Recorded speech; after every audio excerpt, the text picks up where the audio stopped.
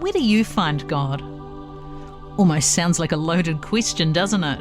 I mean, if God was someone you could find, wouldn't everyone be out searching? Well, rather than looking for something elusive, like a pot of gold at the end of the rainbow, I reckon it's more about learning to recognise the way God is already present to us in our everyday lives. I'm Lizzie Oakes, and this is Where Do You Find God? My guest on the podcast today is Miriam Jessie Fisher. Miriam is a theologian. She's a lecturer at Laidlaw College, and she is also a textile artist, poet and performer. Miriam, welcome to Where Do You Find God? Kia ora, Lizzie. Thanks for having me. Miriam, recently you completed an incredible 6-year project called Every Woman's Words, where you stitched onto calico 8,999 words to be precise. Tell us a little bit about that project. That project was really a result of feeling like I wanted to slow down and engage with the Bible in a better way, and also to sit with the stories of women in the text, particularly, I think, just being informed by being in Aotearoa, this idea of whakapapa, that these women are part of my heritage as a woman of faith, that their stories, both beautiful and difficult, turn up in this text, and I wanted to sit with them as a way of honouring my own faith lineage and being in the text really for a long time. So anytime a woman directly speaks in Scripture, either on her own or with other women, that was included.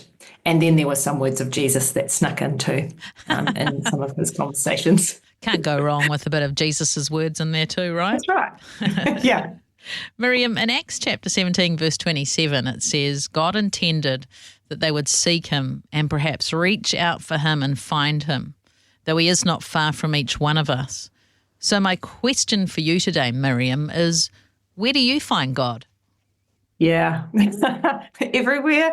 That's such a good question, and not a fast answer, I don't think. I'm a person who has grown up in the context of church and lots of different denominations, and I continue to find a rich sense of God's presence whenever I'm with other people who resonate with that.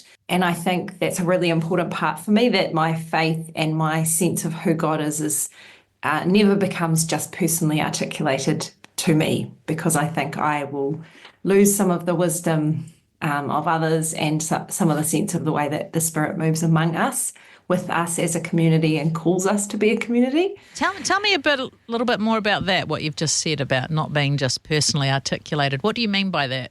Yeah, I think, and maybe I think studying theology has been super helpful for me to remember this in terms of my own humility. I think growing up in a Pākehā context, in a westernised and hyper-individualistic, what works for me is what's right, and for me in quite a charismatic space where we have a sense that we can hear God, that God speaks to us. I think there's something that I've learned to value over time of the way that this community of faith across borders and across time has wrestled with the Bible for truth, and that when I'm in community, I am next to people I choose and I don't choose, and those people all are mediating the presence of God to me. I'm thinking of C.S. Lewis when he talks about the weight of glory, how glorious God has made people. And I just think for me there's a humility in realizing I don't read the Bible and have all the answers, that there is something on offer to me in being humbly part of a sometimes difficult and also wonderful community of faith. And that community of faith has done a lot of work before I got here, and it continues to do a lot of work. But also I think that God is present in the church in a very special way, not the building, but the people. And we are called to be a representation of the way God might envisage humanity being together. Not that we do it perfectly, but I just think there's something about that I never want to get away from. I'd like to actually ask you about, because I know you're a multifaceted woman involved in many different things, but we did just pick out the project that you worked on. We spent 6 years stitching this calico. Where did you find God in that project, Miriam? So good. I think for me, just actually the practice of stitching and being still is a really, really helpful way for me to remember God is with me. It's very easy for me. I am a very busy person who loves and loves and loves to do lots of things. And stitching forces me to be slow, and it forces me to remember that there is a pace to my life, that there is a rhythm I'm invited to.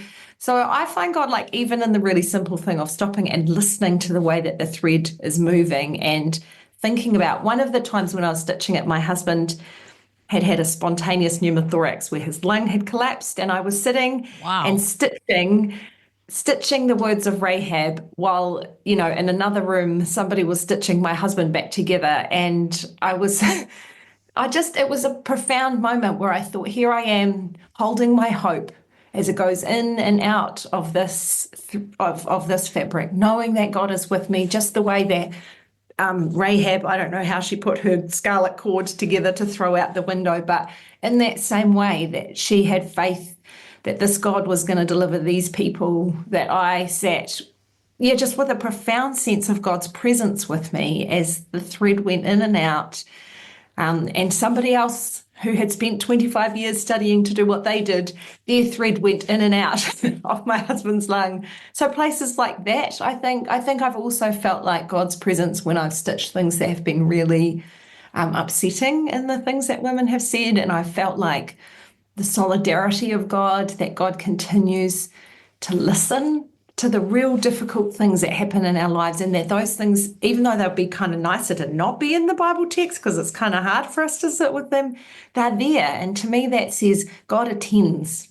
And so I think I've just felt God's presence in those moments. That God that you felt in those moments, and particularly those moments of stitching, as you're stitching the work, and as you just mentioned, a surgeon is stitching your husband's lung.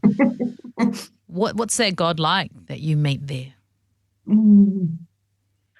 Incarnate, I would say. So just really present to me, deeply understanding. I think that in those moments, I feel like God is welcoming me to bring the whole of my existence into God's presence, not the best bits or the spiritual bits or the Bible quoting bits, but the sense that, like as a mother, there's beautiful moments in my life where I have a child nestled into me, and we're not really talking about anything or doing anything particularly profound, and they'll possibly never remember those moments as specific moments.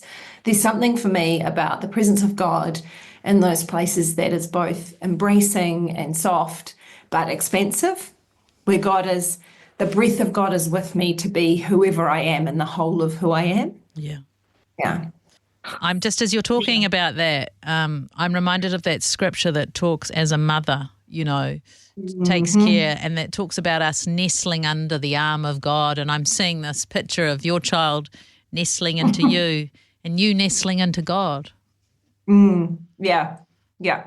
Well, I think Jesus says, right, how I've longed to gather you as a mother hen would gather her chicks, but you wouldn't have any part of it. And I think there's something of a challenge for me with my personality type is it's easy for me to not have any part of that because I'm so busy racing out doing all sorts of great and important and impressive and Jesus-y things in the world that I won't be gathered in. And I think stitching has been a really beautiful vehicle for me to be gathered in, because I can't wash dishes at the same time and check emails at the same time and read a book at the same time. And I just have to be in there. And I think that there's something lovely in that, where I do sense the gathering in of God that is easy for me to resist, even when I'm doing all the good things for God.